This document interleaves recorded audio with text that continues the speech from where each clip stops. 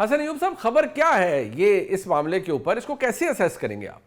इस वक्त 3 ग्रुप्स हैं विद इन पीटीआई जो इमरान खान को रिप्लेस करना चाहते हैं। 2 बहुत एक्टिव हैं और 1 खामोश है। अब जो एक्टिव ग्रुप हैं उनमें से एक ग्रुप जो है वो तो खुद को कहता है जी मैं तहरीक इंसाफ का हिस्सा नहीं हूँ। वो यानी अलीमा खानम और सलमान अकरम राजा साहब हैं। ये अज़ाइम हैं इनके जी अलीमा खानम के कि वो किसी तरीके से इमरान अहमद नियाज़ी साहब को रिप्लेस करें। जबकि दूसरी जानब अगर हम बात करें तो सुहेल आफरीदी वो बड़े खामोशी के साथ इस ज़िम्न में पेशरफ्त कर रहे हैं। अगर आप उनका देखिए कि दौरा लाहौर है, आगे वो जो दौरा कराची उन्होंने स्केड्यूल किया हुआ है 9 जनवरी के लिए, तो ये दोनों जो ग्रुप है वो देखें तो वो बज़ाहिर इस कोशिश में है कि किसी तरीके से जनाब हम इस इमरान खान की रिप्लेसमेंट बन जाए। हुकूमत के दावे हैं, मैं आप सबसे ये पूछ रहा हूं कि हुकूमत का दावा है कि हमने मईशत बेहतर कर दी, बल्कि नाकदीन जबकि ये कहते हैं कि नहीं जी काम इतना ठीक नहीं हुआ और एक्चुअल डिलीवरी आनी चाहिए, लोग अभी तक खुश नहीं है इस हुकूमत से। तो क्या समझते हैं आप कि ये हुकूमत का मौक़िफ़ दुरुस्त है या नाकदीन दुरुस्त कह रहे हैं?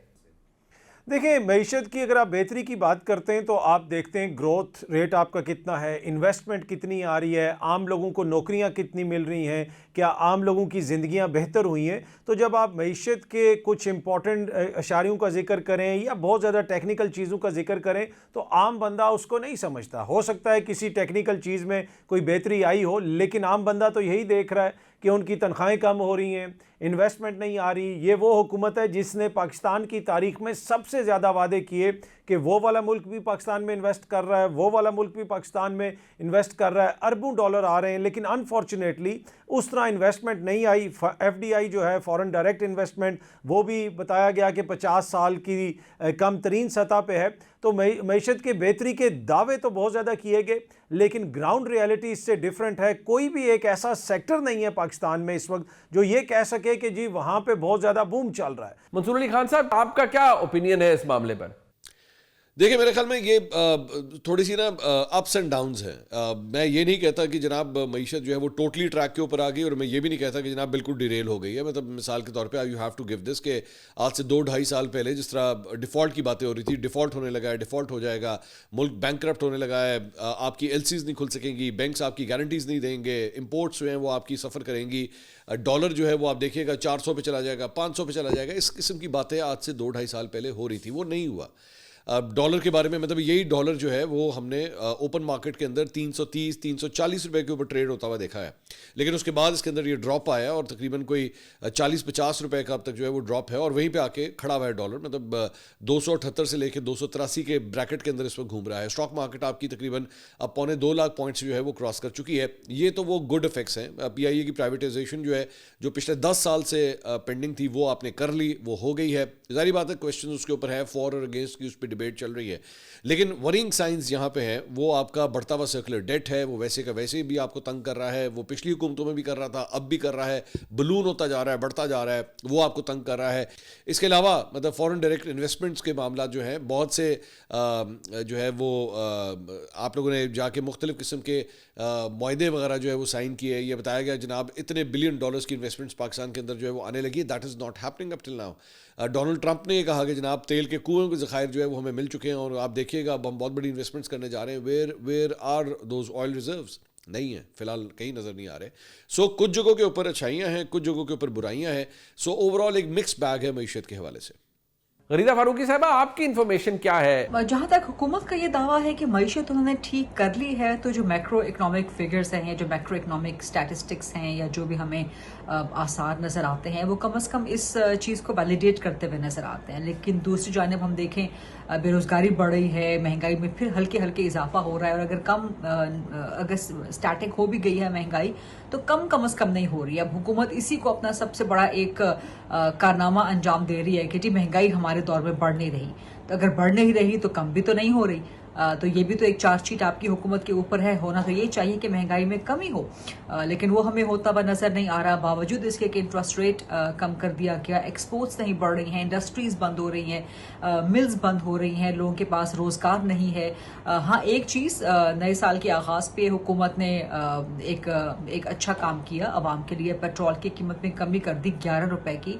लेकिन देखें, ये भी वक्ती है कि आर्जी है, द टाइम विल टेल, क्योंकि फ्लक्चुएट करती रहती हैं पेट्रोलियम प्राइसेस, कभी बढ़ जाती हैं, कभी कम हो जाती हैं। सो मैं नहीं समझती कि कोई एक बहुत बड़ी इनकलाबी तब्दीली या कोई बहुत बड़ा इनकलाबी खुशखबरी हुकूमत अवाम के लिए ला सकी है। मुजम्मिल ज़ोहर वर्दी साहब, आपका क्या ओपिनियन है इस मामले पर?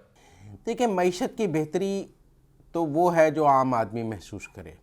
दो किस्म की बात है। एक, मईशत की बेहतरी है कि आप कहें कि ऊपर वाली सतह पे पाकिस्तान डिफ़ॉल्ट का ख़तरा नहीं है, हमारे फॉरेन एक्सचेंज रिज़र्व्स में इजाफ़ा हो रहा है, हमारी स्टॉक एक्सचेंज बढ़ रही है, महंगाई को कंट्रोल किया गया, उसको नीचे सिंगल डिजिट में लाया गया। मैं मानता हूँ महंगाई कम नहीं हुई, महंगाई बढ़ने की शरह कम हुई। मैं मानता हूँ कि चीज़ों की कीमतें कम नहीं हुई, चीज़ों की कीमतें बढ़ने की शरह कम हुई। अब इससे आम आदमी की ज़िंदगी में रिलीफ तो नहीं आया, यकीनन नहीं आया, बहरान भी नहीं आया।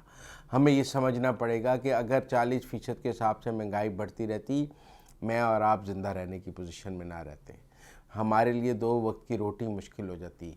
ये ज़रूर है कि ये जो माशी इस्तेहकाम आया है, इससे एक ठहराव आ गया है, हमारे लिविंग स्टैंडर्ड्स में एक ठहराव आ गया है, हमारे बिजली के बिलों में एक ठहराव आ गया है। नहीं तो जिस हिसाब से बिजली की कीमतें मुसलसल बढ़ती जा रही थी, हमें समझ नहीं आ रही थी कि बिजली के बिल जाएंगे कहाँ। अब कम से कम इतना हो गया है कि बिजली की कीमत एक जगह खड़ी हुई है, डॉलर की कीमत एक जगह खड़ी है, पेट्रोल की कीमत एक जगह खड़ी है। कहीं ना कहीं कुछ ठहराव है, माशी ठहराव है, ना माशी बेहतरी है ना माशी अबतरी है। मारियम मेमन साहब, अब आप इसको उसी नज़र से देखेंगी या आपका तज्जिया मुख्तलिफ है? हुकूमत के दावे हैं कि मईशत को उन्होंने बेहतर कर लिया, तो हर हुकूमत कहती है, लेकिन आप भी जानते हैं, हम भी जानते हैं, पाकिस्तान की मईशत बस बेयरली चल रही है, बस बिल्कुल पूरा पड़ रहा है। और जब तक कि आप स्ट्रक्चरल रिफॉर्म्स नहीं करेंगे, जब तक एक हुकूमत की कमाई, उसकी आमदनी ज़्यादा नहीं होगी, मईशत बेहतर नहीं हो सकती है।